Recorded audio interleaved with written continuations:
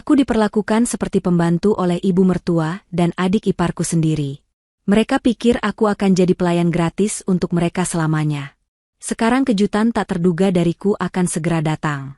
Sebelum ceritanya dimulai, silahkan tulis di kolom komentar dari daerah mana saja teman-teman yang menonton cerita ini.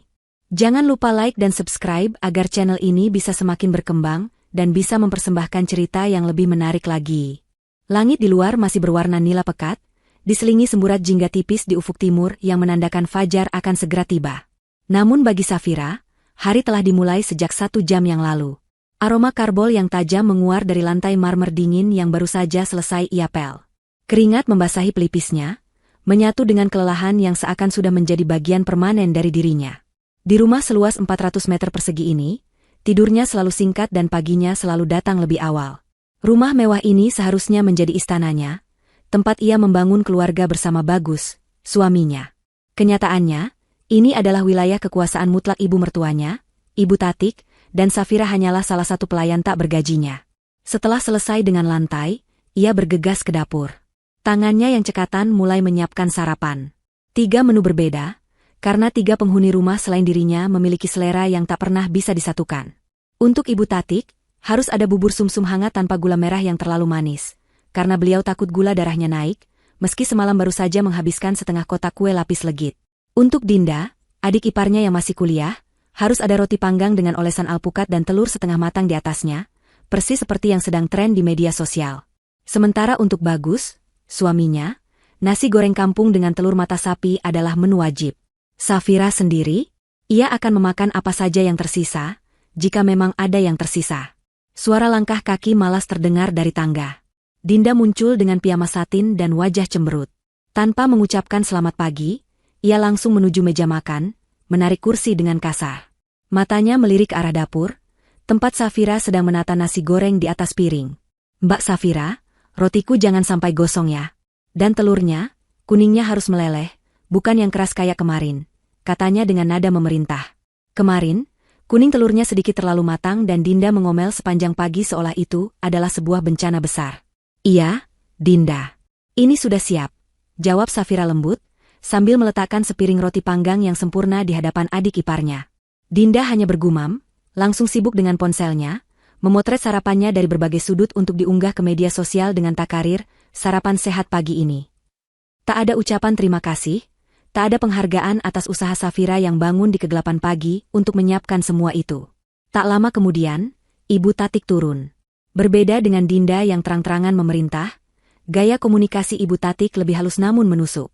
Ia berjalan mengelilingi ruang makan, jari telunjuknya menyapu permukaan meja, lalu ujung lemari pajangan. Matanya yang tajam seolah bisa menemukan debu mikroskopis yang luput dari pembersihan Safira.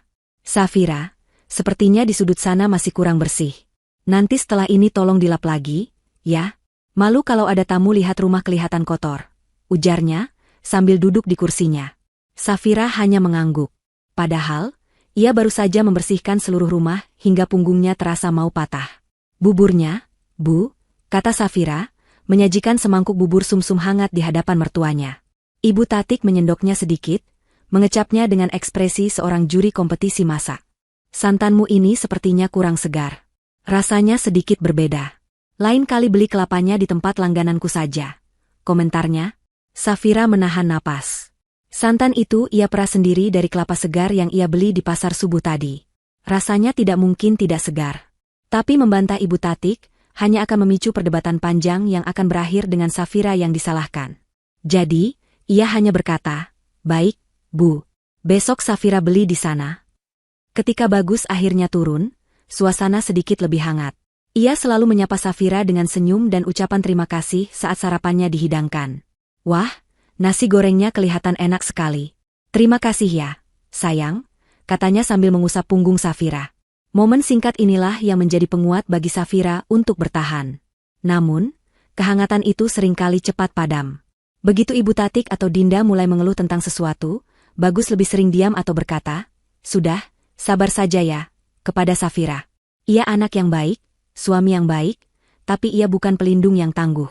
Ia terlalu takut menyakiti hati ibu dan adiknya, tanpa sadar bahwa sikapnya itu justru perlahan menghancurkan hati istrinya. Setelah sarapan, Piring-piring kotor ditinggalkan begitu saja di atas meja. Membersihkannya sudah tentu menjadi tugas Safira. Begitulah ritme hari-harinya berjalan. Memasak, membersihkan, mencuci, melayani. Ia teringat masa-masa sebelum menikah, saat ia masih bekerja sebagai seorang desainer grafis lepas yang cukup sukses. Ia punya penghasilan sendiri, punya kebebasan. Ibu Tatik dulu memujinya sebagai calon menantu yang mandiri. Tapi setelah menikah dan tinggal di rumah ini, ia diminta untuk berhenti bekerja dengan alasan agar bisa fokus mengurus rumah tangga.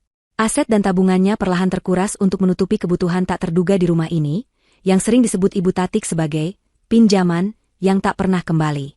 Sore itu, saat Safira sedang menyetrika tumpukan pakaian yang menggunung, Ibu Tatik dan Dinda duduk santai di ruang keluarga sambil menonton televisi. Tiba-tiba, Ibu Tatik memanggilnya dengan suara yang dibuat terdengar manis, nada yang biasanya menjadi pertanda akan datangnya sebuah tugas besar. Safira, sini sebentar, nak. Safira mematikan setrika dan berjalan menghampiri mereka. Ia berdiri dengan sedikit menunduk, menunggu perintah. Begini, lusa kan Dinda ulang tahun yang ke-20. Ibu Tatik memulai, sambil tersenyum lebar.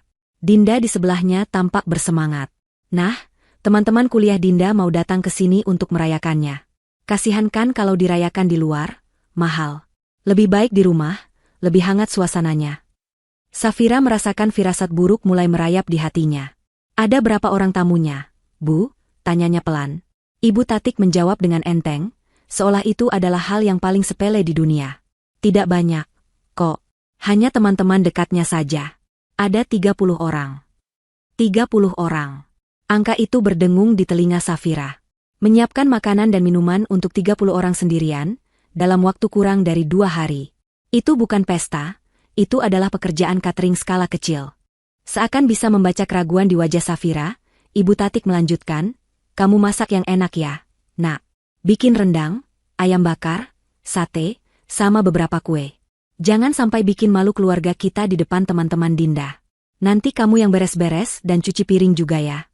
Anggap saja ini hadiah ulang tahunmu untuk adikmu sendiri. Permintaan itu begitu tidak masuk akal, begitu eksploitatif. Tidak ada tawaran bantuan, tidak ada pertanyaan apakah Safira sanggup atau tidak. Itu adalah sebuah titah, sebuah perintah mutlak dari sang ratu rumah tangga kepada pelayannya. Seluruh energi dalam tubuh Safira seakan tersedot habis.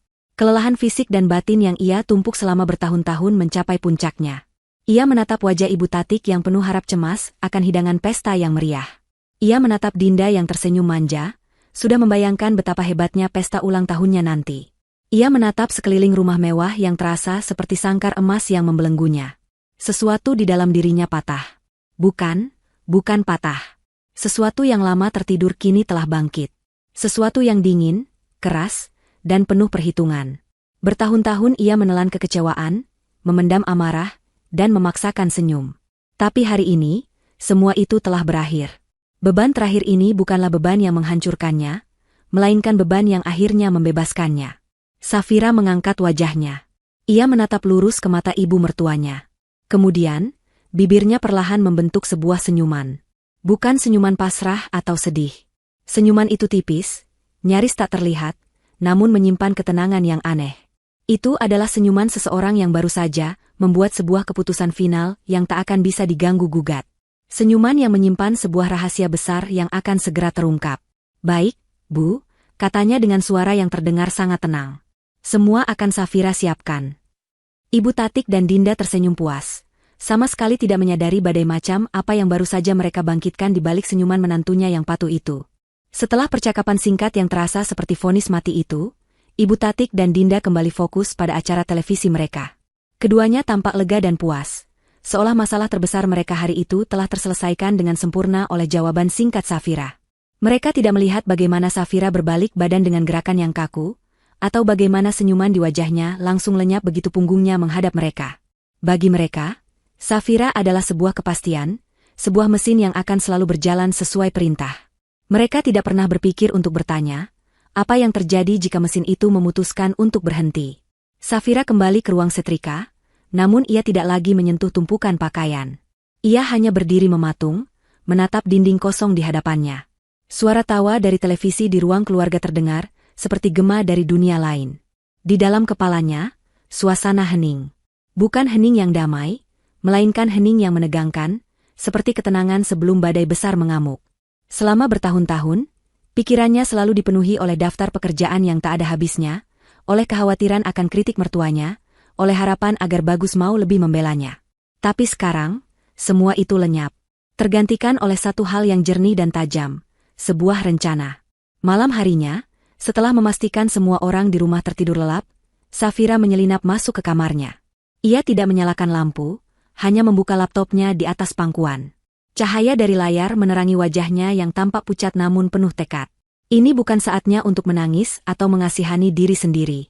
Itu adalah bagian dari dirinya yang lama, Safira yang lemah dan selalu berharap pada orang lain. Safira yang baru ini tidak berharap, ia bertindak. Jarinya menari di atas papan ketik. Pertama, ia membuka situs maskapai penerbangan. Kilas balik melintas di benaknya. Ia teringat akan mimpinya sebelum menikah, untuk berlibur sendirian ke luar negeri, menjelajahi tempat baru, merasakan kebebasan. Kuala Lumpur, Malaysia. Nama kota itu muncul begitu saja di kepalanya. Cukup dekat, namun terasa cukup jauh untuk sebuah pelarian. Tanpa ragu, ia memilih jadwal penerbangan paling pagi untuk keesokan harinya. Saat sampai pada pilihan kelas penerbangan, ia berhenti sejenak. Biasanya, ia akan memilih kelas ekonomi yang paling murah. Tapi kali ini berbeda. Ini bukan sekadar perjalanan, ini adalah sebuah pernyataan. Dengan jari yang mantap, ia mengklik pilihan First Class. Biarlah ini menjadi hadiah pertama untuk dirinya sendiri, untuk keberanian yang akan ia ambil. Pembayaran lunas dilakukan menggunakan rekening bank rahasia yang ia miliki, tempat ia menyimpan sisa-sisa penghasilannya dari proyek desain lepas yang sesekali masih ia kerjakan secara diam-diam. Tiket sudah di tangan, atau lebih tepatnya, sudah ada di kotak masuk emailnya. Langkah kedua adalah mengamankan masa depannya. Ia membuka situs internet banking. Di sana, ada rekening bersama atas namanya dan Bagus, yang isinya tak seberapa karena selalu digunakan untuk kebutuhan rumah tangga. Lalu, ada rekening tabungan pribadinya yang isinya terus-menerus, dipinjam, oleh Ibu Tatik untuk berbagai alasan, mulai dari arisan hingga perbaikan mobil. Dengan beberapa kali klik, ia memindahkan seluruh sisa dana dari rekening pribadinya ke rekening rahasia yang baru saja ia gunakan untuk membeli tiket. Jumlahnya tidak fantastis, tapi cukup untuk memulai hidup baru. Ia tidak menyentuh rekening bersama. Uang itu adalah milik Bagus juga, dan masalahnya bukan dengan suaminya, melainkan dengan sistem keluarga yang membelenggunya. Langkah terakhir adalah yang paling krusial. Ia membuka folder tersembunyi di dalam laptopnya yang ia beri nama, resep kue. Di dalamnya, tidak ada resep apapun.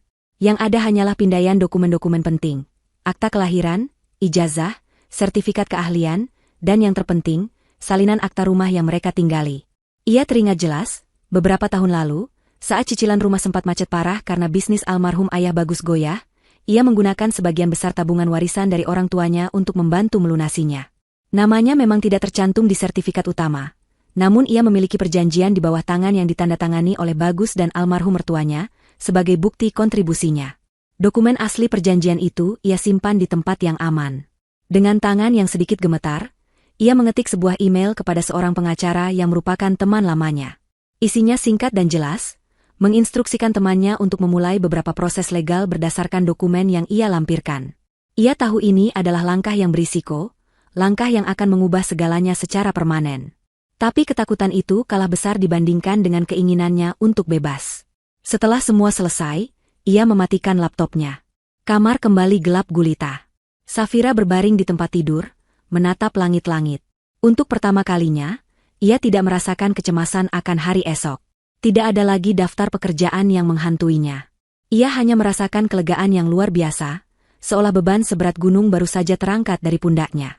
Ia tahu bahwa mulai besok, ia tidak akan pernah lagi menjadi Safira yang sama. Ia tidak akan lagi menjadi menantu yang patuh, istri yang hanya bisa bersabar, atau pelayan yang tak terlihat. Mulai besok, ia akan menjadi nahkoda bagi kapalnya sendiri, mengarungi badai yang ia ciptakan sendiri, menuju sebuah pulau harapan yang ia bangun dari puing-puing kesabarannya. Ia memejamkan mata, dan untuk pertama kalinya setelah sekian lama, ia tertidur dengan senyuman tulus di wajahnya. Senyuman kemenangan. Pukul 4 pagi. Alarm di ponsel Safira tidak berbunyi, hanya bergetar lembut di bawah bantalnya. Getaran itu adalah sinyal rahasia, sebuah panggilan untuk memulai revolusi sunyinya. Ia mematikannya sebelum getaran kedua sempat dimulai. Di sebelahnya, Bagus tertidur lelap, napasnya teratur dan dalam. Suaminya tidak tahu bahwa pagi ini, saat ia masih terbuai mimpi, separuh dari dunianya akan pergi meninggalkannya. Ada sedikit rasa bersalah menusuk hati Safira, namun rasa itu segera tergantikan oleh bayangan wajah Ibu Tatik dan Dinda yang tersenyum puas kemarin sore. Rasa bersalah itu lenyap, menguap seperti embun pagi. Dengan gerakan yang telah ia latih dalam benaknya ratusan kali, ia turun dari tempat tidur tanpa menimbulkan suara sedikitpun. Lantai kayu yang dingin menyentuh telapak kakinya, mengirimkan getaran energi ke seluruh tubuhnya. Kegelapan subuh yang biasanya menjadi musuhnya, kini adalah sekutu terbaiknya. Ia tidak menyalakan lampu, hanya mengandalkan cahaya tipis dari lampu jalan yang menyusup melalui celah gorden. Ia membuka lemari pakaiannya, sebuah ruang sempit yang kontras dengan lemari besar milik Bagus. Tangannya bergerak cepat dan pasti. Ia tidak mengambil banyak barang. Ia melewati gaun-gaun mahal yang dibelikan Ibu Tatik, gaun-gaun yang selalu terasa seperti kostum saat ia pakai di acara keluarga, di mana ia harus tersenyum dan berperan sebagai menantu yang sempurna. Ia juga meninggalkan blus-blus rumahan yang warnanya sudah memudar, seragam hariannya sebagai pekerja domestik tak diakui. Yang ia masukkan ke dalam koper adalah pakaian-pakaian yang menjadi jati dirinya. Beberapa celana jeans favoritnya, kaus-kaus katun yang nyaman, sebuah blazer yang selalu membuatnya merasa percaya diri, dan sebuah buku novel yang halamannya sudah sedikit menguning karena terlalu sering ia baca. Pakaian-pakaian itu adalah sisa-sisa dari Safira yang dulu, Safira yang bebas. Selanjutnya, ia mengambil tas ranselnya. Benda pertama yang masuk adalah laptopnya, senjatanya, portalnya menuju kemerdekaan. Lalu ia mengeluarkan sebuah kotak besi kecil dari dasar laci. Di dalamnya, tersimpan rapi semua dokumen berharga miliknya. Ijazah sarjana desain komunikasi visual miliknya yang terlipat rapi, berbagai sertifikat penghargaan dari kompetisi desain yang pernah ia menangkan, paspor, buku tabungan rahasianya, dan yang terpenting, sebuah map coklat berisi dokumen asli perjanjian pinjaman dana untuk rumah ini. Harta karunnya, bukti dari kontribusi dan pengorbanannya yang tidak pernah dianggap. Semua masuk ke dalam ransel. Ransel itu terasa berat, bukan hanya karena isinya, tapi karena ia membawa seluruh masa lalu dan masa depannya di punggungnya. Tepat saat ia hendak menutup resleting kopernya, sebuah gerakan di atas ranjang membuatnya membeku. Jantungnya serasa berhenti berdetak. Bagus menggeliat, lalu perlahan membuka matanya. Dalam cahaya remang-remang, mata mereka bertemu. Kepanikan sesaat menjalari Safira. Apakah semuanya akan gagal di detik-detik terakhir? Sayang. Suara Bagus rak khas orang baru bangun tidur. Matanya menyipit, mencoba fokus melihat Safira yang berdiri di samping koper. Mau kemana pagi-pagi begini? Tanyanya, nadanya lebih bingung daripada curiga. Mungkin ia mengira Safira akan pergi ke pasar lebih awal dari biasanya untuk persiapan pesta Dinda. Ironis. Pesta itulah yang menjadi pemicu semua ini. Safira menarik napas dalam-dalam, menenangkan detak jantungnya yang menggila. Ia berjalan mendekati ranjang, duduk di tepinya. Ia meraih tangan suaminya, tangan yang dulu selalu ia genggam saat merasa takut. "Aku perlu liburan sebentar, Mas," bisiknya, suaranya ia usahakan terdengar setenang mungkin. "Aku capek sekali. Perlu waktu untuk sendiri, untuk menenangkan pikiran." Bagus mengernyitkan dahi. "Liburan? Sekarang? Tapi kan lusa ulang tahun Dinda." "Kamu tahu sendiri Ibu." "Aku tahu," potong Safira lembut, tapi tegas. "Aku cuma sebentar, kok. Aku sudah tidak kuat. Mas, kumohon mengerti." Ada kejujuran dalam kalimat itu, meski ia menyembunyikan sebagian besar kebenarannya. Ia memang sudah tidak kuat. Melihat lingkaran hitam di bawah mata Safira dan mendengar nada putus asa dalam suaranya, Bagus akhirnya mengalah. Ia selalu tahu istrinya kelelahan, tapi ia tidak pernah tahu separah apa. Ia mengira semua akan baik-baik saja selama ia memberi sedikit perhatian dan ucapan terima kasih.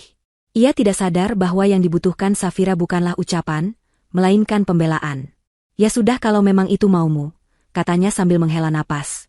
"Mau aku antar ke stasiun atau bandara?" "Tidak usah, Mas. Aku sudah pesan taksi. Kamu tidur lagi saja, nanti kesiangan ke kantor," tolak Safira halus. Ia menunduk dan mencium punggung tangan suaminya, seperti yang biasa ia lakukan. Namun kali ini, ciuman itu terasa berbeda. Itu adalah ciuman perpisahan, sebuah salam hormat terakhir untuk pria yang ia cintai namun tak mampu melindunginya. Setelah Bagus kembali memejamkan mata, Safira bangkit. Ia menyeret kopernya keluar kamar dengan sangat perlahan. Setiap langkahnya di lorong yang gelap terasa begitu berat. Ia melewati kamar Dinda, dari dalam terdengar dengkuran halus. Ia melewati kamar Ibu Tatik, pintu yang selalu tertutup rapat seolah menyembunyikan tahta sang ratu. Ia berhenti sejenak di ruang keluarga, menatap sofa tempat ia diperintah kemarin. Tak ada rasa sedih atau nostalgia. Yang ada hanyalah kelegaan. Langkah terakhirnya adalah dapur. Ruangan ini adalah pusat penderitaannya. Saksi bisu dari keringat dan air matanya. Pagi ini, dapur itu tampak berbeda. Bersih, rapi, namun dingin dan kosong. Kemarin sore, ia sengaja tidak berbelanja bahan makanan. Kulkas 2 pintu yang biasanya penuh sesak dengan sayuran, daging, dan bahan-bahan kue, kini melompong. Hanya ada beberapa botol air mineral di dalamnya. Pemandangan itu memberinya kepuasan yang aneh. Ia mengambil secari kertas memo kuning dan sebuah pulpen dari laci. Dengan tulisan tangan yang rapi dan mantap, ia menulis 2 kata, "Selamat bersenang-senang." Ia menempelkan kertas itu tepat di tengah pintu kulkas, di posisi yang tidak mungkin terlewatkan. Pesan singkat itu adalah bom waktu yang ia tinggalkan. Setelah itu, ia tidak menoleh lagi. Ia membuka pintu depan, melangkah keluar ke udara pagi yang sejuk, dan menutup pintu itu di belakangnya. Bunyi, klik, pelan dari kunci pintu yang menutup menjadi musik terindah yang pernah ia dengar. Itu adalah suara dari sebuah sangkar yang akhirnya terbuka. Sebuah taksi online sudah menunggunya di ujung jalan. Saat mobil itu melaju, Safira melihat dari kaca spion, rumah megah itu tampak semakin kecil dan semakin kecil, hingga akhirnya lenyap di telan tikungan. Ia tidak menangis. Ia hanya tersenyum. Perjalanan menuju bandara terasa seperti transisi antara 2 dunia. Jalanan kota yang mulai ramai oleh orang-orang yang berangkat kerja, menjadi latar belakang pemandangan bagi Safira. Setiap orang di mobil lain, di motor, atau di halte bus, sedang menjalani hari yang sama seperti hari-hari mereka sebelumnya. Hanya Safira yang sedang menuju sebuah awal yang sepenuhnya baru. Biasanya di jam seperti ini, ia sedang sibuk di dapur, berkutat dengan wajan dan panci, memastikan sarapan semua orang siap tepat waktu. Pagi ini, ia duduk dengan tenang di kursi belakang taksi, memandangi dunia luar yang seolah baru pertama kali ia lihat dengan jelas. Beban tak kasat mata yang selama ini menekan pundaknya telah terangkat, membuatnya bisa duduk lebih tegak. Setibanya di bandara, suasana terminal keberangkatan yang sibuk tidak membuatnya gentar. Justru, anonimitas di tengah keramaian memberinya rasa aman. Ia berjalan menuju counter check-in khusus penumpang kelas utama. Petugas yang ramah menyambutnya dengan senyuman tulus, bukan senyuman merendahkan yang biasa ia dapatkan. "Selamat pagi, Ibu Safira. Koper Anda biar kami yang urus. Ini boarding pass dan undangan masuk ke lounge. Semoga perjalanannya menyenangkan," kata petugas itu. Diperlakukan dengan hormat oleh orang asing terasa begitu menyegarkan. Di dalam lounge, kemewahan yang tenang menyambutnya. Sofa-sofa empuk, pilihan makanan dan minuman yang melimpah, serta suasana yang jauh dari hiruk-pikuk. Ia memilih tempat duduk di dekat jendela besar yang menghadap langsung ke landasan pacu. Ia mengambil segelas jus jeruk dan beberapa potong kue, lalu duduk termenung. Ini adalah kemewahan yang ia bayar dengan uangnya sendiri, dengan hasil kerja kerasnya sendiri. Bukan kemewahan semu seperti tinggal di rumah mertuanya, di mana semua fasilitas harus ia bayar dengan keringat dan harga dirinya. Ia mengeluarkan ponsel lamanya dari dalam tas. Tidak ada panggilan tak terjawab atau pesan dari Bagus. Mungkin suaminya itu benar-benar kembali tidur dan belum menyadari apa-apa. Ia menatap layar ponsel itu sejenak, lalu dengan satu gerakan pasti, ia mematikannya. Ia mengeluarkan kartu SIM dari dalamnya, mematahkannya menjadi 2, dan membuangnya ke tempat sampah. Selesai. Babak itu telah ia tutup. Kemudian, ia mengeluarkan sebuah ponsel baru yang masih terbungkus rapi di dalam kotaknya, ponsel yang ia beli beberapa minggu lalu untuk persiapan ini. Ia memasang kartu SIM baru dengan nomor Malaysia yang sudah ia siapkan. Panggilan untuk penerbangannya diumumkan. Jantungnya berdebar kencang, kali ini bukan karena takut, melainkan karena antusiasme. Ia berjalan santai menuju gerbang keberangkatan. Saat melangkah masuk ke dalam pesawat, seorang pramugari menyambutnya dengan ramah, "Selamat datang di penerbangan kami, Ibu Safira. Mari saya antarkan ke kursi Anda." Kursinya sangat luas dan nyaman, lebih mirip sebuah singgasana kecil. Ia bisa merebahkan kakinya sepenuhnya, sesuatu yang mustahil ia bayangkan di kehidupannya yang lama. Momen yang paling ia tunggu pun tiba. Pesawat mulai bergerak perlahan, lalu semakin cepat, dan dengan satu dorongan kuat, roda-roda itu terangkat dari landasan. Safira menempelkan wajahnya ke jendela, menyaksikan bumi yang perlahan menjauh. Rumah-rumah menjadi kota-kota kecil, jalanan menjadi garis-garis tipis, dan akhirnya semua tertutup oleh lapisan awan putih yang tebal. Ia merasa seperti sedang melepaskan diri dari gravitasi bumi, dan juga gravitasi masalah yang selama ini menariknya ke bawah. Di atas awan, di bawah langit biru yang tak bertepi, ia akhirnya bisa bernapas. Benar-benar bernapas, dalam, dan lega. Air mata yang selama ini ia tahan akhirnya mengalir juga, namun ini bukan air mata kesedihan. Ini adalah air mata kelegaan, air mata pembebasan. Selama penerbangan, ia dilayani seperti seorang ratu. Makanan lezat dihidangkan di atas piring porselen, minuman ditawarkan tanpa henti, dan ia bisa menonton film atau mendengarkan musik tanpa ada yang mengganggunya. Ia memilih untuk hanya memejamkan mata dan menikmati perasaan damai yang langka ini. Ia tertidur, tidur paling nyenyak yang pernah ia rasakan selama bertahun-tahun. Ketika ia terbangun, pesawat sudah bersiap untuk mendarat di Kuala Lumpur. Pemandangan kota metropolitan dengan menara kembar Petronas yang ikonik menyambutnya dari jendela. Rencananya berhasil. Ia sudah berada di negara lain, di awal yang baru. Setelah melewati imigrasi dengan lancar, ia memesan taksi premium menuju hotel bintang 5 yang sudah ia pesan. Kamar hotelnya berada di lantai tinggi, dengan jendela kaca dari lantai ke langit-langit yang menyuguhkan pemandangan kota yang spektakuler. Safira meletakkan ranselnya, berjalan ke arah jendela, dan meletakkan telapak tangannya di kaca yang dingin. Di bawah sana, kehidupan berjalan dengan ritmenya sendiri, sebuah dunia baru yang siap ia jelajahi. Ia berhasil. Ia telah melakukannya. Perasaan kemenangan yang hangat menjalari seluruh tubuhnya. Setelah mandi air hangat dan berganti pakaian yang nyaman, ia duduk di sofa empuk di kamarnya. Ia menyalakan ponsel barunya dan menghubungkannya ke jaringan Wi-Fi hotel. Ada beberapa pesan masuk di aplikasi obrolan amannya. Salah satunya dari pengacara temannya. Safira membukanya, lalu memulai sebuah panggilan video.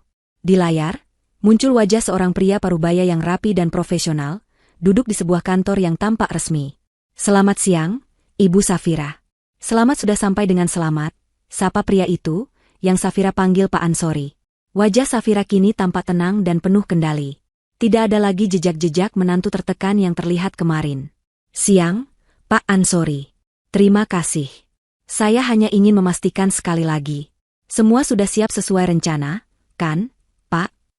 Pak Ansori mengangguk dengan yakin. "Sudah, Bu Safira. Tim kami akan bergerak besok siang, tepat saat acara ulang tahun itu seharusnya dimulai. Dokumen awal sudah kami siapkan.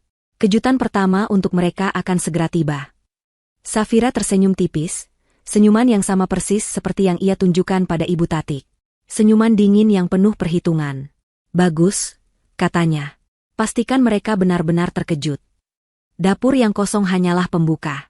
Kejutan yang sebenarnya, pertunjukan utama dari balas dendamnya, akan segera dimulai. Dan ia akan menyaksikannya dari jauh, dari singgasananya yang baru di atas awan."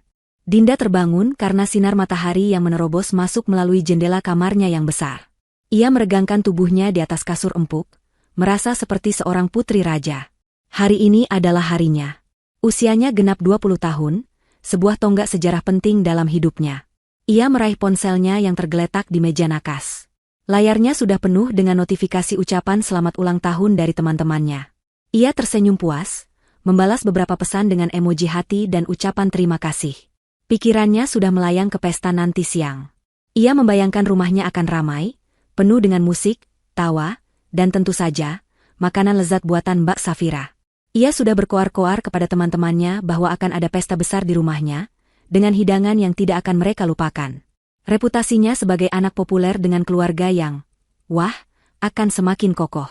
Dengan langkah ringan, ia turun ke lantai bawah, mengharapkan aroma wangi masakan menyambutnya. Mungkin aroma rendang yang sedang dimasak perlahan, atau harumnya bumbu sate yang sedang disiapkan.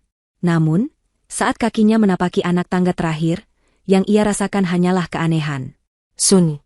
Terlalu sunyi. Biasanya pada jam 9 pagi seperti ini, dapur akan menjadi pusat aktivitas yang sibuk. Suara wajan, blender, atau setidaknya suara Safira yang sedang bersenandung kecil sambil memasak akan terdengar. Hari ini, yang terdengar hanyalah detak jam dinding besar di ruang keluarga. "Mbak Safira," panggilnya dengan suara sedikit keras. Tidak ada jawaban. Di saat yang hampir bersamaan, Ibu Tati keluar dari kamarnya. Wajahnya memancarkan aura kepuasan seorang jenderal yang pasukannya akan segera memenangkan pertempuran. Pertempuran dalam kasus ini adalah pertempuran gengsi sosial, dan pesta ulang tahun Dinda adalah medannya. Ia sudah membayangkan akan mengunggah foto-foto pesta itu ke grup arisannya, membuat teman-temannya iri. Namun, sama seperti Dinda, ia langsung merasakan kejanggalan di atmosfer rumahnya. Safira ini kemana? Jam segini kok rumah masih sepi begini? Dasar pemalas, pasti belum mulai masak apa-apa. Gerutu Ibu Tatik, lebih kepada dirinya sendiri. Iritasi mulai menjalari nadanya. Ia berjalan cepat menuju dapur, siap untuk melontarkan omelan paginya. Namun, omelan itu tertahan di tenggorokannya. Pemandangan yang menyambutnya di dapur membuatnya terdiam. Dapur itu bersih. Terlalu bersih. Lantainya berkilauan, meja dapurnya kosong melompong tanpa ada satupun bahan makanan di atasnya. Kompornya dingin dan mengkilap. Tidak ada panci, tidak ada wajan, tidak ada talenan. Seolah-olah dapur itu tidak pernah digunakan untuk memasak. Ini apa-apaan? Desis Ibu Tatik, matanya bergerak liar mencari penjelasan. Dinda, yang menyusul di belakangnya, terkesiap. Wajahnya yang ceria langsung berubah pucat. Bu, kok nggak ada apa-apa? Makanannya mana? Teman-temanku sebentar lagi datang. Rengek Dinda, suaranya mulai bergetar karena panik. Amarah mulai mendidih di dalam diri Ibu Tatik, menggantikan kebingungannya. Anak itu, pasti dia sengaja. Dia pikir ini lucu. Ia bergegas menuju kamar Safira, menggedor pintunya dengan kasar. Safira, buka pintunya. Jangan pura-pura tidur kamu. Karena tidak ada jawaban, ia membuka pintu itu dengan paksa. Kamar itu rapi, tempat tidurnya sudah dibereskan dengan sempurna. Namun, ada yang aneh. Lemari pakaian tampak sedikit lebih kosong dari biasanya. Beberapa gantungan baju terlihat kosong. Di atas meja rias, tempat Safira biasa meletakkan perlengkapan sederhananya, kini bersih total. Ibu Tatik merasakan firasat yang sangat buruk. Ini bukan lagi sebuah sabotase kecil. Ini adalah sebuah pembangkangan. Dengan tangan gemetar karena marah, ia mengambil ponselnya dan menelepon Safira. Panggilan pertama, kedua, ketiga, semua langsung dijawab oleh suara operator. Nomor yang Anda tuju sedang tidak aktif atau berada di luar jangkauan. Tidak aktif, pekik Ibu Tatik. Berani-beraninya dia mematikan ponselnya. Ia kemudian menelepon putranya, Bagus, di kantor. Panggilan itu langsung diangkat. Halo, Bu? Bagus. Istrimu itu kemana? Sembur Ibu Tatik tanpa basa-basi. Dia tidak ada di rumah. Dapur kosong, dia tidak menyiapkan apa-apa untuk ulang tahun adikmu. Kamu tahu kan hari ini teman-teman Dinda mau datang? Di seberang telepon, Bagus terdengar bingung. Loh? Bukannya Safira sudah pamit? Bu? Tadi pagi sekali dia bilang mau liburan sebentar, katanya capek. Aku kira ibu sudah tahu. Penjelasan Bagus itu bagaikan bensin yang disiramkan ke dalam api. Liburan? Kamu bilang dia liburan? Dan kamu mengizinkannya begitu saja? Kamu ini suami macam apa, Bagus? Kamu tidak lihat ini hari apa? Dia sengaja mempermalukan keluarga kita. Ibu Tatik berteriak histeris. Ia tidak peduli jika argumennya tidak logis. Baginya, Safira tidak punya hak untuk lelah, apalagi berlibur, terutama saat tenaganya dibutuhkan. Sementara Ibu Tatik melampiaskan amarahnya pada Bagus di telepon, Dinda yang panik membuka kulkas, berharap menemukan sesuatu, apa saja. Dan di sanalah ia menemukannya. Tertempel di pintu kulkas yang dingin dan kosong, sebuah kertas memo berwarna kuning cerah. Dengan tangan gemetar, ia membacanya. Selamat bersenang-senang. Dua kata itu, yang seharusnya terdengar ramah, kini terasa seperti ejekan paling tajam yang pernah ia terima. Itu adalah tawa kemenangan Safira dari kejauhan. Ibu. Panggil Dinda dengan suara lirih. Ibu Tatik, yang baru saja menutup telepon dengan kasar, menoleh. Ia melihat kertas di tangan putrinya, merebutnya, dan membacanya. Wajahnya memerah padam, urat di lehernya menonjol.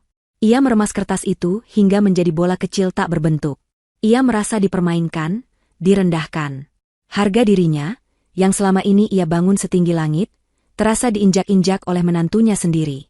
Tepat saat amarahnya mencapai puncak, ponsel Dinda berdering nyaring, memecah keheningan yang mencekam. Di layar, tertera nama sahabatnya. Dengan enggan, Dinda mengangkatnya. Dinda, selamat ulang tahun. Aku sama anak-anak sudah di jalan. Nih, paling 15 menit lagi sampai. Sudah tidak sabar makan rendang buatan Mbak Safira. Dunia Dinda dan Ibu Tatik seakan runtuh seketika. 15 menit. Pasukan tamu undangan akan segera tiba di medan perang yang kosong, di sebuah pesta yang tidak pernah ada. Kepanikan total melanda mereka. 15 menit terasa seperti 15 detik.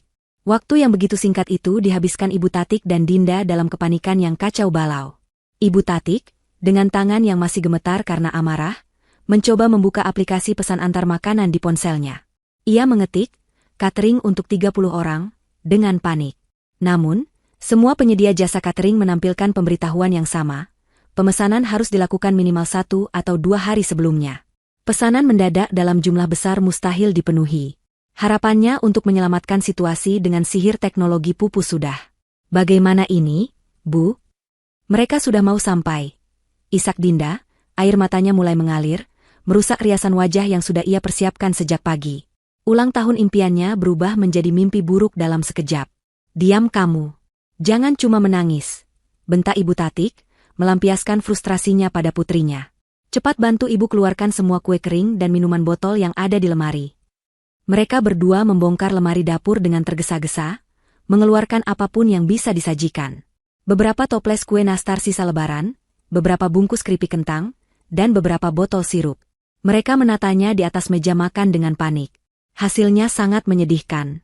Hidangan itu lebih cocok untuk tamu lebaran yang datang mendadak, bukan untuk sebuah pesta ulang tahun ke-20 yang digembar-gemborkan akan meriah.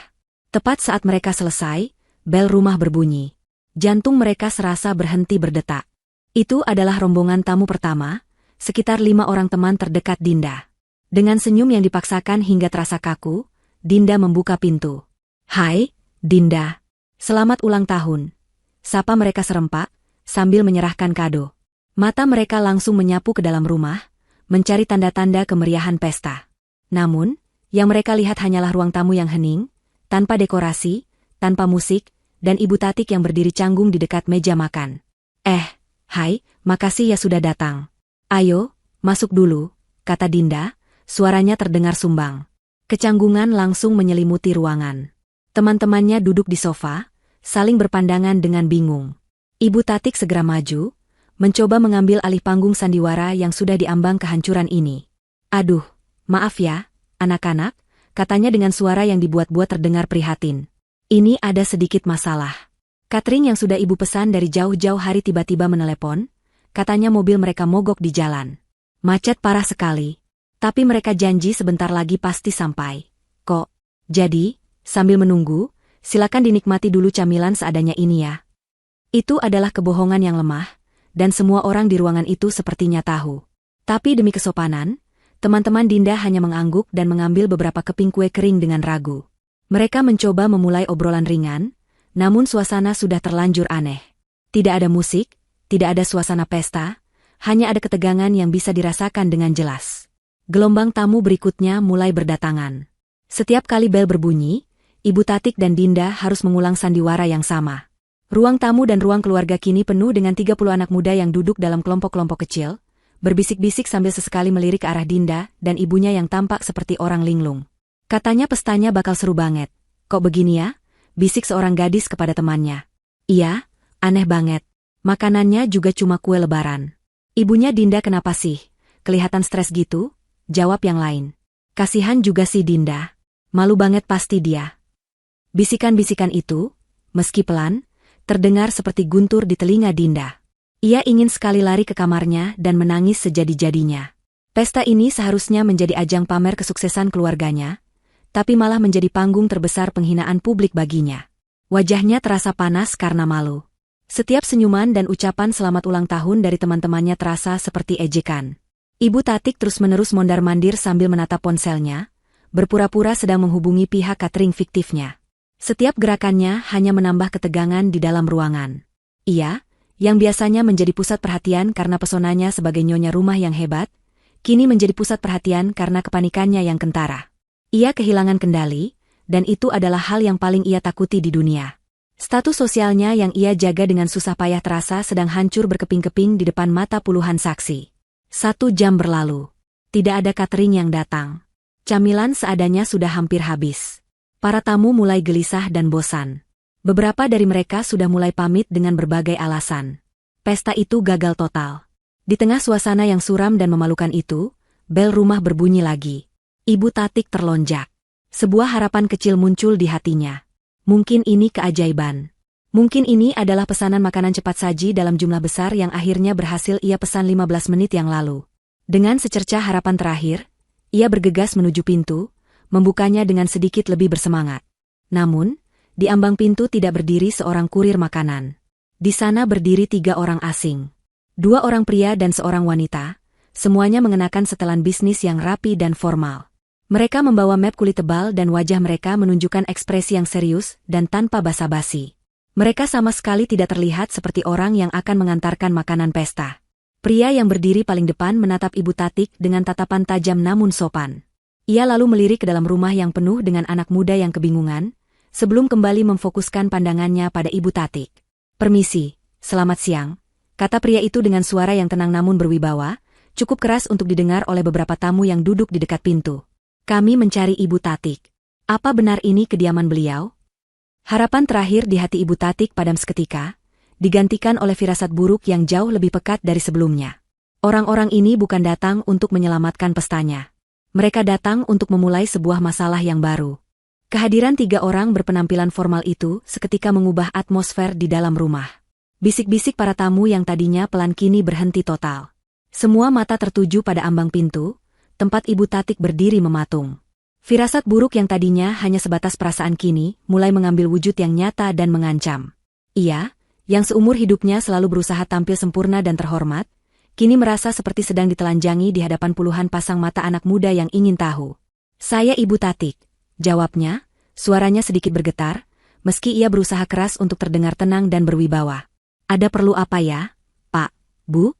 Maaf, saat ini kami sedang ada acara keluarga." Ia sengaja menekankan kata, acara keluarga, sebuah isyarat halus agar mereka mengerti bahwa ini bukan waktu yang tepat untuk kunjungan bisnis apapun. Ia berharap mereka akan mengerti dan pergi. Namun, pria di depan, yang kemudian memperkenalkan diri sebagai Pak Herman dari sebuah kantor notaris, sama sekali tidak terpengaruh. Wajahnya tetap tenang dan profesional. "Justru karena sedang ada acara dan semua berkumpul, kedatangan kami menjadi lebih efisien," katanya dengan nada datar. "Kami tidak akan lama. Kami hanya perlu menyampaikan beberapa dokumen penting kepada Ibu." Ibu Tatik mencoba taktik lain. Ia tertawa kecil, tawa yang terdengar sumbang dan dipaksakan. "Pasti ada kesalahan. Mungkin Bapak salah alamat. Kami tidak sedang berurusan dengan notaris manapun." Ia mencoba menutup pintu perlahan, sebuah usaha putus asa untuk mengusir kenyataan pahit yang sudah berdiri di ambang pintunya. Tetapi Pak Herman menahan pintu itu dengan tangannya. "Tidak ada kesalahan, Bu," ujarnya dengan nada yang lebih tegas. "Ini mengenai properti di alamat ini, yang terdaftar atas nama almarhum Bapak Adijaya dan Ibu Tatik." Menyebut nama almarhum suaminya membuat pertahanan Ibu Tatik goyah. Para tamu yang duduk di ruang tamu kini bisa mendengar percakapan itu dengan jelas. Mereka mulai saling berpandangan, menyadari bahwa mereka sedang menyaksikan sebuah drama yang jauh lebih menarik daripada pesta ulang tahun yang membosankan. Melihat bahwa ia tidak bisa mengusir mereka, Ibu Tatik dengan terpaksa mempersilakan mereka masuk. "Baik, silakan. Kita bicara di ruang kerja saya saja," usulnya, berharap bisa membawa masalah ini menjauh dari panggung utama. "Tidak perlu, Bu. Di sini saja, agar lebih cepat," tolak Pak Herman dengan halus namun tak terbantahkan. Ia dan timnya melangkah masuk, berdiri di tengah ruang keluarga, menjadi pusat perhatian yang baru. Dinda, yang sejak tadi hanya bisa menonton dengan ngeri, mendekati ibunya, mencari perlindungan yang tak akan ia dapatkan. Pak Herman membuka map kulitnya, mengeluarkan selembar dokumen dengan kop surat resmi. Di hadapan 30 tamu undangan Dinda yang kini menjadi penonton, ia mulai berbicara dengan suara yang jelas dan mantap, seolah sedang membacakan sebuah pengumuman di rapat dewan direksi. "Sesuai surat kuasa yang kami terima dari pihak bank," ia memulai, "kami di sini untuk menyampaikan secara resmi surat peringatan ketiga sekaligus pemberitahuan sita aset atas properti ini." Kata "sita" menggema di ruangan yang hening itu. Ibu Tatik terhuyung seolah baru saja menerima pukulan fisik. "Sita? Apa maksud Anda? Itu tidak mungkin. Kami tidak punya masalah apa-apa dengan bank," serunya, suaranya melengking karena panik dan amarah. Ia sedang melakukan penyangkalan total. Baginya, citra keluarganya yang terpandang dan kaya raya tidak boleh runtuh, terutama tidak di depan teman-teman Dinda. Pak Herman tetap tenang menghadapi ledakan emosi itu. Ia sudah terbiasa dengan reaksi seperti ini. Menurut catatan pihak bank, Cicilan atas pinjaman dengan agunan properti ini telah menunggak selama 6 bulan terakhir.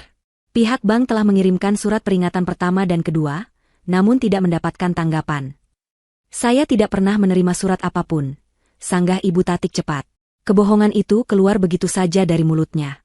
Sebenarnya, ia ingat pernah melihat beberapa surat dari bank, namun ia mengabaikannya, menganggapnya hanya kesalahan administrasi atau masalah sepele yang akan hilang dengan sendirinya.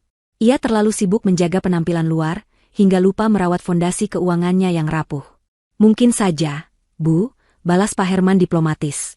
Namun, kami memiliki bukti pengiriman surat-surat tersebut. Dan hari ini, tugas kami adalah memastikan surat pemberitahuan Sita ini sampai langsung ke tangan Ibu. Ia menyodorkan dokumen itu ke arah Ibu Tatik. Seluruh ruangan seakan menahan napas. Para tamu undangan kini tidak lagi berbisik. Mereka menatap pemandangan itu dengan mata terbelalak.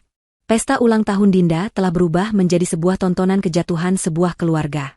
Mereka menjadi saksi terbongkarnya rahasia paling memalukan dari keluarga yang selama ini Dinda banggakan. Dinda sendiri hanya bisa berdiri kaku, wajahnya pucat pasi. Ia ingin menghilang, ingin bumi menelannya saat itu juga. Ini 100 kali lebih buruk daripada tidak adanya makanan pesta. Ini adalah kehancuran total. Ibu Tatik menolak menerima surat itu. Tangannya terkepal di sisi tubuhnya. Ini pasti akal-akalan seseorang. Ini fitnah. Saya akan menuntut kantor Anda. Ancamnya, mencoba menggunakan gertakan sebagai senjata terakhirnya. Namun, tim notaris itu sudah siap. Rekan Pak Herman maju dan membuka map lain, menunjukkan salinan perjanjian kredit dan riwayat pembayaran yang tercetak rapi. Angka-angka di kertas itu tidak bisa berbohong. Terlihat jelas aliran pembayaran cicilan yang tadinya lancar, tiba-tiba berhenti total 6 bulan yang lalu. Semua data ini valid, Bu. Rumah ini, beserta seluruh isinya, akan disita sementara oleh bank sebagai jaminan. Proses lelang akan segera dijadwalkan. Jelas Pak Herman, suaranya tidak menyisakan ruang untuk perdebatan. Saat itulah, ketika Ibu Tatik berada di titik terendahnya, dipermalukan di depan umum dan diambang kehilangan segalanya, Pak Herman menambahkan satu kalimat lagi. Kalimat yang terdengar seperti secercah harapan, namun sesungguhnya adalah awal dari babak baru mimpi buruknya. Namun, kata Pak Herman, membuat semua orang kembali fokus padanya. Ada perkembangan terbaru pagi ini. Pihak bank baru saja memberitahu kami bahwa seluruh tunggakan utang beserta bunganya telah dilunasi oleh pihak ketiga. Ruangan itu kembali riuh oleh bisik-bisik. Dilunasi? Siapa? Ibu Tatik mengerutkan keningnya, bingung. Apakah ada kerabat jauh yang diam-diam menolongnya? Apakah ini sebuah keajaiban? Secercah harapan palsu mulai tumbuh di hatinya yang hancur. Mungkin ia bisa memutarbalikkan keadaan ini. Mungkin ia bisa mengatakan kepada para tamu bahwa ini semua hanya kesalahpahaman besar yang sudah diselesaikan. Nah, kan? Saya bilang juga apa? Ini hanya salah paham. Seru Ibu Tatik dengan cepat, mencoba merebut kembali kendali atas narasi ceritanya.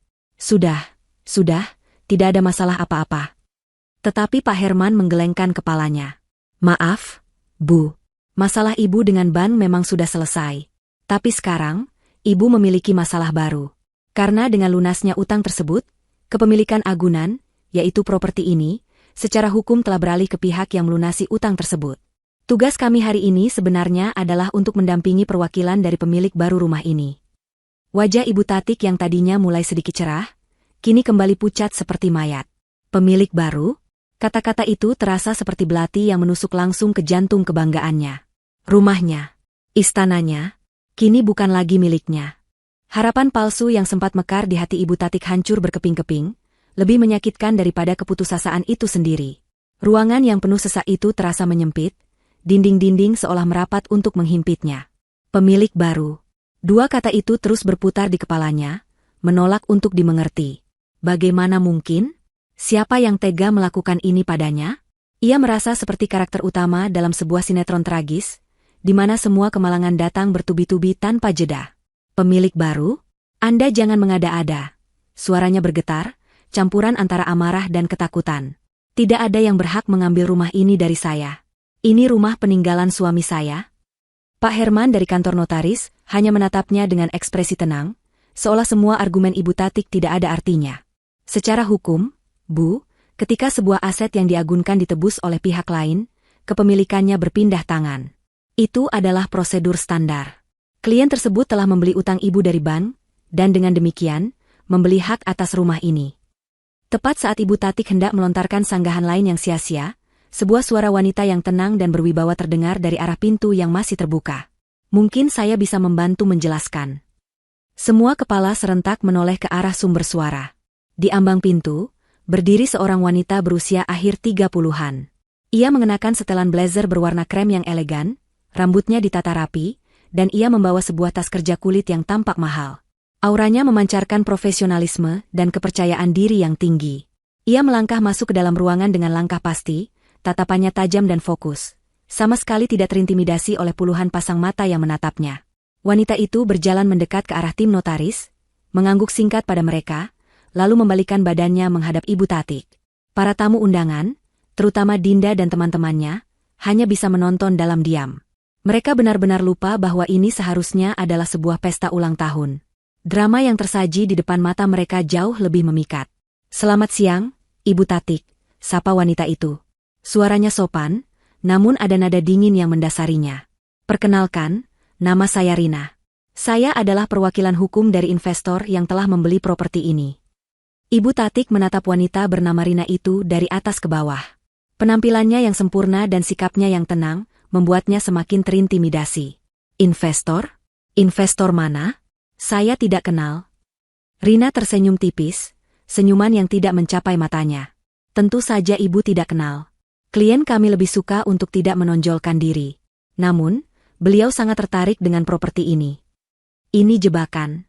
Kalian semua berkomplot untuk merampas rumah saya," tuduh Ibu Tatik, suaranya semakin histeris. Ia menunjuk ke arah Rina dan tim notaris secara bergantian. Rina menghela napas panjang, seolah sedang berhadapan dengan anak kecil yang sedang mengamuk. "Ibu Tatik, mohon tenangkan diri Anda. Tidak ada yang dirampas. Yang terjadi adalah sebuah transaksi bisnis yang sah secara hukum. Anda gagal memenuhi kewajiban Anda kepada bank. Klien kami melihat sebuah peluang investasi dan mengambilnya. Sesederhana itu." "Tapi, siapa? Siapa orangnya?" tanya Dinda dengan suara lirih, akhirnya memberanikan diri untuk berbicara. Pertanyaan itu adalah pertanyaan yang ada di benak semua orang di ruangan itu. Rina menoleh ke arah Dinda, tatapannya sedikit melunak, namun tetap profesional. "Klien kami adalah seseorang yang sebenarnya sangat mengenal keluarga ini. Seseorang yang tahu persis kondisi keuangan rumah ini yang sesungguhnya, di balik semua penampilan luar yang tampak mewah." Pernyataan itu membuat bulu kuduk Ibu Tatik meremang. Seseorang yang tahu? Siapa? Apakah salah satu teman arisannya yang selama ini iri padanya? Atau kerabat jauh yang menyimpan dendam? Pikirannya berpacu, mencoba menebak siapa musuh dalam selimut yang telah menghancurkannya. Kemudian, Rina menjatuhkan bom yang sesungguhnya. Kejutan yang sebenarnya, yang membuat kekosongan dapur dan kedatangan notaris terasa seperti masalah sepele. "Klien kami," lanjut Rina, suaranya terdengar sangat jelas di ruangan yang sunyi senyap itu, "adalah orang yang selama bertahun-tahun diam-diam membantu menutupi tunggakan-tunggakan kecil di rumah ini. Orang yang menggunakan tabungan pribadinya agar gaya hidup Anda sekeluarga tidak terganggu. Namun, kesabarannya ternyata ada batasnya." Ibu Tatik dan Dinda saling berpandangan. Wajah mereka dipenuhi kebingungan total. Siapa orang sebaik itu? Dan mengapa orang itu sekarang berbalik menyerang mereka? Rina membiarkan ketegangan menggantung sejenak, menikmati efek dramatis dari kata-katanya. Ia lalu melirik ke arah pintu sekali lagi, seolah memberi isyarat. Namun tak ada siapapun di sana. Ia kemudian menatap lurus ke mata Ibu Tatik, tatapan yang menusuk dan tanpa ampun. "Perkenalkan, Bu Tatik. Pemilik baru dari rumah ini, klien yang saya wakili, adalah menantu Anda sendiri, Ibu Safira." Waktu seakan berhenti. Jika ada suara jarum jatuh ke lantai marmer saat itu, pasti akan terdengar seperti ledakan. Nama, Safira, bergema di kepala Ibu Tatik dan Dinda. Safira? Menantunya yang pendiam? Pelayannya yang patuh? Bagaimana mungkin? Dari mana ia mendapatkan uang sebanyak itu? Ini tidak masuk akal. Ini adalah sebuah lelucon yang sangat tidak lucu. Tawa kering dan serak keluar dari mulut Ibu Tatik. "Safira? Hahaha. Anda pasti bercanda. Anak itu, dia bahkan tidak punya uang untuk membeli baju baru. Jangan mengarang cerita." "Saya tidak mengarang, Bu," balas Rina dengan tenang.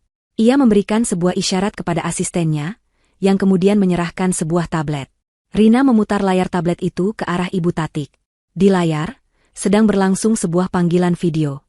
Dan di sana, dengan latar belakang pemandangan kota Kuala Lumpur yang gemerlap dari jendela sebuah kamar hotel mewah, tampak wajah Safira. Ia tidak lagi mengenakan daster kusamnya. Rambutnya tergerai indah, wajahnya dirias tipis, dan ia mengenakan gaun santai yang elegan. Ia menatap lurus ke kamera, dan untuk pertama kalinya, Ibu Tatik melihat tatapan mata menantunya dengan jelas. Bukan lagi tatapan takut atau pasrah, melainkan tatapan dingin seorang pemenang. "Selamat siang, Ibu," sapa Safira dari layar, suaranya terdengar jernih melalui pengeras suara tablet. Ibu Tatik mundur selangkah, seolah melihat hantu. Seluruh tamu undangan kini berkerumun, mencoba melihat layar tablet itu. Mereka menjadi saksi dari sebuah pembalasan dendam yang terencana dengan sempurna. "Sesuai perjanjian," kata Rina, suaranya kini menjadi suara hakim yang membacakan vonis. "Klien kami, Ibu Safira, memberikan Anda dan keluarga waktu 1 kali 24 jam untuk mengemasi barang-barang pribadi Anda dan mengosongkan rumah ini." Pernyataan itu adalah pukulan terakhir. Palu godam yang menghancurkan sisa-sisa harga diri dan kekuasaan Ibu Tatik. Ia bukan lagi ratu di istana ini. Ia hanyalah seorang penyewa yang masa kontraknya telah habis. Dan pemilik baru rumah itu, ironisnya, adalah orang yang selama ini ia perlakukan seperti keset. Keheningan yang mencekam pasca pengumuman Rina pecah oleh suara tawa sumbang Ibu Tatik. Tawa itu bukan tawa kegembiraan, melainkan tawa histeris seseorang yang akal sehatnya berada di ambang kehancuran. Ia menunjuk-nunjuk layar tablet yang masih menampilkan wajah tenang Safira. "Dia? Pemilik rumah ini? Jangan bercanda. Dari mana dia dapat uang? Pasti dia mencurinya. Dia mencuri dari kami." Tuduhnya liar, mencari-cari kambing hitam atas kejatuhannya sendiri. Di seberang panggilan video, Safira hanya menggelengkan kepala perlahan, ekspresi wajahnya menunjukkan kekecewaan, bukan amarah. "Aku tidak pernah mencuri sepeser pun, Bu," katanya dengan suara yang mantap. "Uang itu adalah uangku. Uang dari hasil kerjaku sebelum menikah, uang warisan dari almarhum orang tuaku, dan uang dari proyek-proyek desain yang diam-diam aku kerjakan saat kalian semua sudah tidur. Uang yang sama, yang sebagian selalu Ibu pinjam, tanpa pernah dikembalikan." Setiap kata yang diucapkan Safira adalah sebuah fakta yang menusuk. Ibu Tatik teringat saat-saat ia meminta uang pada Safira untuk berbagai alasan, membayar kartu kredit, arisan, atau sekadar untuk membeli tas baru, selalu dengan janji akan segera diganti. Janji yang tidak pernah ia tepati. Ia selalu menganggap uang Safira adalah uang keluarga, yang berarti uangnya juga. "Dan uang yang sama," lanjut Safira, nadanya semakin dingin, "yang aku gunakan untuk membayar tunggakan cicilan rumah ini beberapa tahun lalu saat bisnis almarhum Bapak goyah. Aku punya bukti perjanjiannya. Uang yang selama ini diam-diam aku transfer setiap bulan untuk menutupi kekurangan, agar Ibu dan Dinda tetap bisa hidup mewah tanpa perlu tahu bahwa keuangan keluarga sebenarnya sudah di ujung tanduk." Pengakuan ini adalah sebuah bom baru. Rahasia yang selama ini Ibu Tatik sembunyikan rapat-rapat, bahkan dari putranya sendiri, kini terbongkar. Ia selalu menjaga citra bahwa ia adalah manajer keuangan keluarga yang hebat, padahal kenyataannya ia hanya pandai menutupi lubang dengan cara menggali lubang yang baru. Ia tidak pernah tahu, atau mungkin tidak mau tahu, bahwa selama ini jaring pengamannya adalah menantunya yang ia pandang sebelah mata. Kesabarannya habis saat ia diminta menjadi pelayan di pesta Dinda. Saat itulah ia memutuskan untuk berhenti membayar. Ia tahu persis kapan surat peringatan ketiga akan datang. Ia merencanakan semuanya dengan presisi seorang jenderal perang. Pesta ulang tahun Dinda bukanlah penyebab, melainkan panggung yang sempurna untuk eksekusinya. Di tengah kekacauan itu, sesosok pria menerobos kerumunan tamu. Itu adalah Bagus. Wajahnya tampak cemas dan bingung. Rupanya setelah ditelepon ibunya, ia merasakan firasat yang sangat buruk dan memutuskan untuk langsung pulang dari kantor. Pemandangan yang menyambutnya membuatnya tertegun. Ibunya yang histeris, adiknya yang menangis terseduh-seduh, puluhan teman adiknya yang menatap dengan iba dan penasaran, serta beberapa orang asing berpenampilan formal di tengah ruang keluarga. "Ada apa ini sebenarnya?" tanya Bagus dengan suara keras. Matanya kemudian tertuju pada layar tablet di tangan Rina. Ia melihat wajah istrinya, Safira, berada di tempat yang asing namun tampak damai. "Safira? Sayang, kamu di mana? Apa yang terjadi?" Sebelum Safira sempat menjawab, Ibu Tatik langsung menyerbu putranya. "Bagus, lihat istrimu itu. Dia sudah gila. Dia bekerja sama dengan orang-orang ini untuk mengambil rumah kita." Namun, Bagus tidak lagi mendengarkan ibunya. Ia mendengar penjelasan dari Pak Herman dan Rina. Mereka menjelaskan semuanya dari awal, dengan tenang dan didukung oleh dokumen-dokumen yang tak terbantahkan. Bagus mendengarkan tentang tunggakan cicilan, tentang surat-surat peringatan yang diabaikan, dan puncaknya, tentang bagaimana Safira yang selama ini menjadi penyelamat rahasia mereka. Untuk pertama kalinya dalam hidupnya, Bagus melihat ibunya dengan mata yang sepenuhnya terbuka. Ia tidak lagi melihat sosok ibu yang agung dan selalu benar. Ia melihat seorang wanita yang dibutakan oleh gengsi, yang egois, dan yang telah menindas istrinya sendiri hingga ke batas kemampuannya. Ia teringat semua keluhan Safira yang selama ini ia anggap sebagai hal sepele. Ia teringat bagaimana ia selalu meminta Safira untuk bersabar demi menjaga perasaan ibunya. Ia sadar, kesabarannya lah yang telah mendorong Safira hingga sejauh ini. Rasa bersalah yang luar biasa menghantamnya. Ia menatap ibunya dengan tatapan yang belum pernah ia tunjukkan sebelumnya. Tatapan kekecewaan yang mendalam. Jadi, selama ini Safira yang menyelamatkan muka ibu di depan semua orang, suaranya bergetar.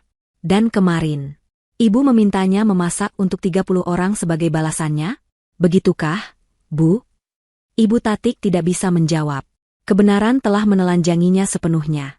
Bagus kemudian mengambil tablet dari tangan Rina, menatap wajah istrinya di layar. Ada air mata menggenang di pelupuk matanya. Safira, maafkan aku, bisiknya, suaranya parau. Maafkan aku karena tidak pernah melihatmu. Maafkan aku karena tidak pernah membelamu. Aku akan menyusulmu. Dimanapun kamu berada, aku akan datang. Panggilan video itu terputus. Bagus tidak menunggu jawaban. Ia sudah membuat keputusannya. Ia berbalik, menatap ibu dan adiknya yang kini tampak begitu kecil dan rapuh di tengah runtuhan keangkuhan mereka. Ia tidak mengatakan apa-apa lagi. Ia hanya berjalan lurus menuju kamarnya di lantai atas, melewati para tamu yang memberinya jalan dalam diam. Mereka semua tahu, pertunjukan utama telah berakhir. Beberapa dari mereka mulai pamit satu persatu, meninggalkan Dinda dan Ibu Tatik sendirian dalam kehancuran pesta dan hidup mereka. 1 minggu kemudian. Pemandangan dari balkon sebuah apartemen mewah di pusat kota Kuala Lumpur tampak menakjubkan.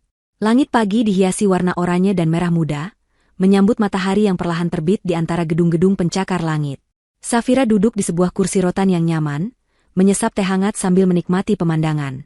Kedamaian yang ia rasakan begitu nyata, sangat kontras dengan kehidupan penuh tekanan yang baru saja ia tinggalkan. Di seberangnya, Bagus duduk sambil menatapnya. Ia benar-benar menepati janjinya. 2 hari setelah kejadian itu, ia menyusul Safira ke Malaysia, hanya membawa 1 koper berisi pakaian dan seluruh sisa tabungannya. Pertemuan pertama mereka di lobi hotel terasa canggung, dipenuhi oleh keheningan dan tatapan penuh penyesalan dari Bagus. Ia tidak meminta Safira untuk kembali. Ia hanya meminta satu hal, kesempatan kedua untuk memulai segalanya dari nol, bersamanya. Mereka sudah pindah, kata Bagus pelan, memecah keheningan pagi itu. Ia baru saja selesai menelepon adiknya. Ibu dan Dinda sekarang tinggal di rumah kontrakan peninggalan nenek di pinggir kota. Kata Dinda, ibu jadi lebih banyak diam sekarang. Safira hanya mengangguk, tidak menunjukkan ekspresi apapun. Ia tidak merasakan kebencian, tapi juga tidak merasakan simpati. Yang ia rasakan hanyalah kelegaan karena semua itu sudah berakhir. Karma telah menjalankan tugasnya dengan sempurna. Ibu Tatik dan Dinda kehilangan segalanya. Rumah, kemewahan, dan yang paling berharga bagi mereka, status sosial. Pesta ulang tahun Dinda yang gagal menjadi buah bibir di kampusnya, membuatnya menjadi bahan cemoohan. Mereka harus belajar hidup dari awal, tanpa ada Safira yang bisa dijadikan pelayan atau jaring pengaman. Aku sudah menjual rumah itu, kata Safira, mengubah topik pembicaraan.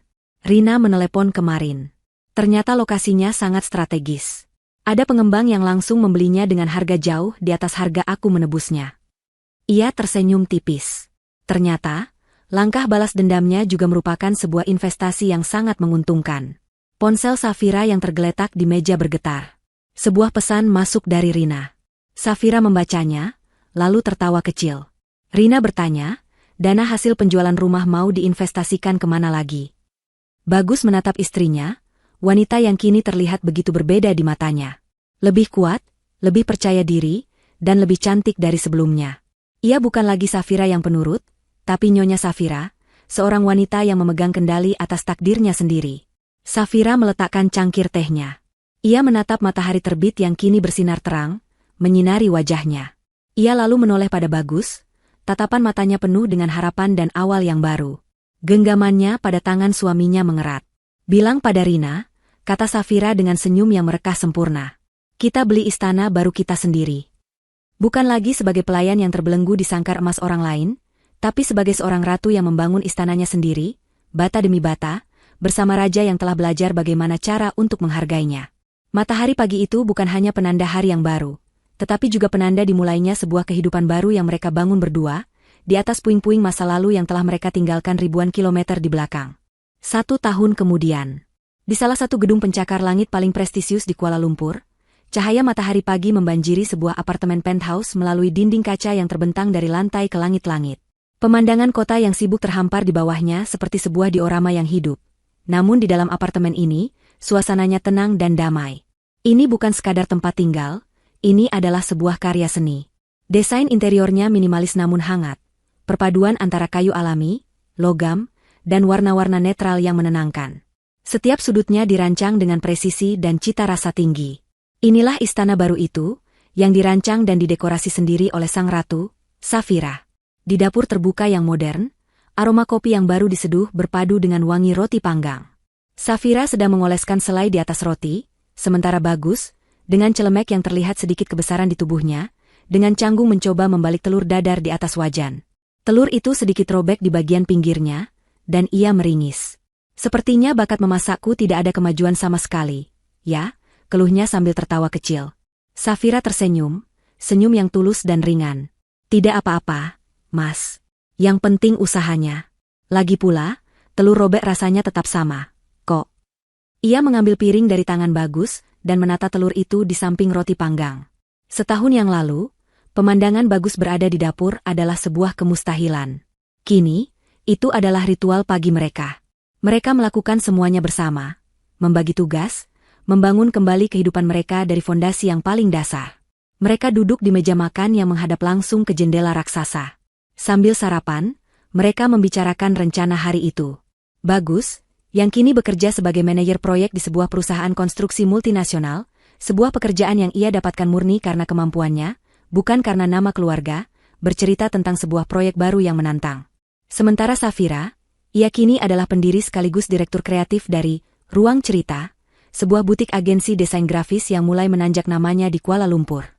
Kliennya beragam, dari kafe-kafe hipster hingga perusahaan korporat besar. Laptop yang dulu menjadi alat pelariannya, kini menjadi sumber kerajaan bisnisnya. Setelah ini aku ada rapat dengan klien dari Singapura, kata Safira. Mereka tertarik dengan proposal branding yang kita ajukan. Pasti diterima. Karyamu selalu luar biasa, puji Bagus tulus. Tatapannya pada Safira penuh dengan kekaguman. Pria di hadapan Safira ini bukanlah Bagus yang dulu. Setahun ini adalah perjalanan yang berat bagi mereka berdua. Beberapa bulan pertama di Malaysia dihabiskan dengan percakapan-percakapan panjang yang menyakitkan. Mereka bahkan sempat menjalani beberapa sesi konseling pernikahan untuk membongkar luka lama dan membangun pola komunikasi yang baru. Bagus belajar untuk benar-benar mendengar, bukan hanya menunggu giliran berbicara. Ia belajar untuk melihat Safira bukan sebagai perpanjangan dari dirinya atau keluarganya, tetapi sebagai individu yang utuh, dengan mimpi dan batasannya sendiri. Ia menyadari bahwa cinta sejati bukanlah tentang meminta seseorang untuk sabar, melainkan tentang menjadi alasan mengapa orang itu tidak perlu lagi bersabar. Sementara itu, ribuan kilometer jauhnya, di sebuah gang sempit di pinggiran kota yang panas dan padat, matahari pagi terasa berbeda. Sinarnya tidak membanjiri ruangan, melainkan mengintip malu-malu melalui celah ventilasi sebuah rumah kontrakan sederhana.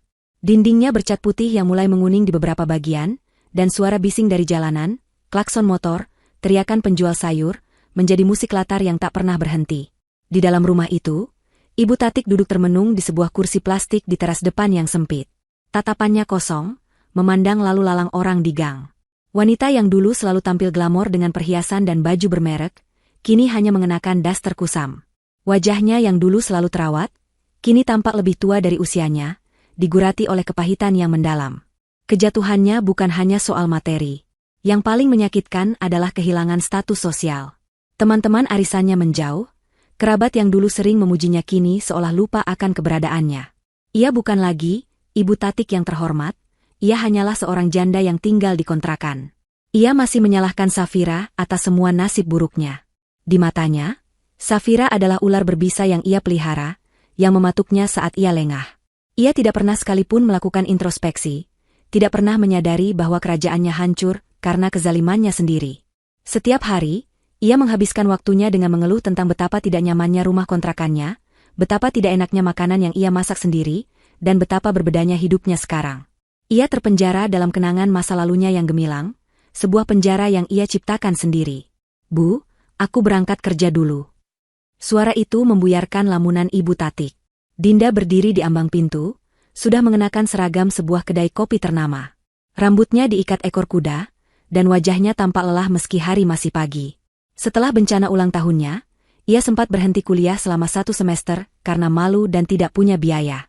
Kenyataan memaksanya untuk mencari pekerjaan. Pengalaman pertamanya di dunia kerja, berdiri berjam-jam, melayani pelanggan yang kadang-kadang kasar, membersihkan meja yang kotor, adalah sebuah kejutan besar bagi putri manja itu. Awalnya, ia membenci setiap detiknya. Namun perlahan, sesuatu dalam dirinya mulai berubah. Setiap ringgit yang ia hasilkan dengan keringatnya sendiri terasa begitu berharga. Ia mulai mengerti nilai dari kerja keras. Ia mulai mengerti betapa beratnya tugas yang dulu diemban Safira sendirian setiap hari, tanpa bayaran dan tanpa ucapan terima kasih. Rasa benci pada Safira perlahan terkikis, digantikan oleh sebuah pemahaman yang samar dan rasa malu yang mendalam. "Ya sudah, pergi sana," jawab Ibu Tati ketus. "Gajimu itu tidak seberapa, tidak akan cukup untuk mengembalikan kita ke rumah lama." Dinda menghela napas. Dulu, ia pasti akan merajuk atau balas membentak. Sekarang, ia hanya merasa lelah. "Setidaknya kita masih bisa makan, Bu," katanya pelan, lalu berbalik dan berjalan keluar dari gang sempit itu, menuju kehidupannya yang baru, kehidupan yang keras namun nyata. Sore harinya, saat sedang beristirahat di ruang karyawan kedai kopinya, Dinda melakukan sesuatu yang sudah lama ia pikirkan. Dengan tangan yang sedikit gemetar, ia menelepon nomor kakaknya, Bagus. Ia hanya ingin mendengar suara yang familiar, sebuah sisa dari keluarga yang pernah ia miliki. Panggilan itu diangkat. "Halo, Dinda?" Suara Bagus terdengar tenang, namun ada jarak yang terasa. "Halo, Mas. Apa kabar?" tanya Dinda canggung. Mereka berbincang singkat. Dinda tidak mengeluh, ia hanya menceritakan tentang pekerjaannya. Bagus mendengarkan dengan sabar. Sebelum menutup telepon, Dinda memberanikan diri. "Mas, Ibu." Bagus seolah sudah tahu apa yang akan adiknya katakan. "Aku tahu, Din. Aku akan tetap mengirimkan uang bulanan untuk kebutuhan pokok Ibu. Itu kewajibanku sebagai anaknya. Tapi hanya itu. Sampaikan pada Ibu, jangan berharap lebih." "Iya, Mas. Aku mengerti. Terima kasih," jawab Dinda lirih. Panggilan itu berakhir. Di Kuala Lumpur, Bagus meletakkan ponselnya di meja. Safira, yang sedang duduk di sofa sambil membaca buku, menatapnya. "Adikmu?" Bagus mengangguk. Dia terdengar berbeda. Lebih dewasa. Ia lalu menceritakan keputusannya untuk tetap mengirim uang untuk ibunya. "Kamu tidak apa-apa dengan keputusanku." Safira menutup bukunya, berjalan mendekati Bagus dan duduk di sampingnya. Ia meraih tangan suaminya. "Tentu saja aku tidak apa-apa. Dia ibumu, Mas. Melakukan kewajibanmu tidak berarti kamu harus membiarkan racunnya masuk lagi ke dalam hidup kita. Ada perbedaan besar antara tanggung jawab dan belenggu."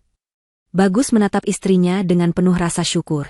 Ia tahu ia telah menemukan kembali hartanya yang paling berharga. Malam itu, mereka berdiri di balkon, memandangi kerlipan lampu kota yang tak berujung. Telepon dari Dinda hanyalah sebuah riak kecil dari masa lalu yang jauh. Masa depan mereka terbentang luas di hadapan mereka, cerah dan penuh kemungkinan. Safira menyandarkan kepalanya di bahu Bagus. Ia tidak lagi merasa seperti seorang pelayan di istana orang lain. Ia adalah seorang ratu yang telah berjuang merebut kembali kerajaannya, dan kini ia berdiri tegak di menara tertinggi istananya sendiri.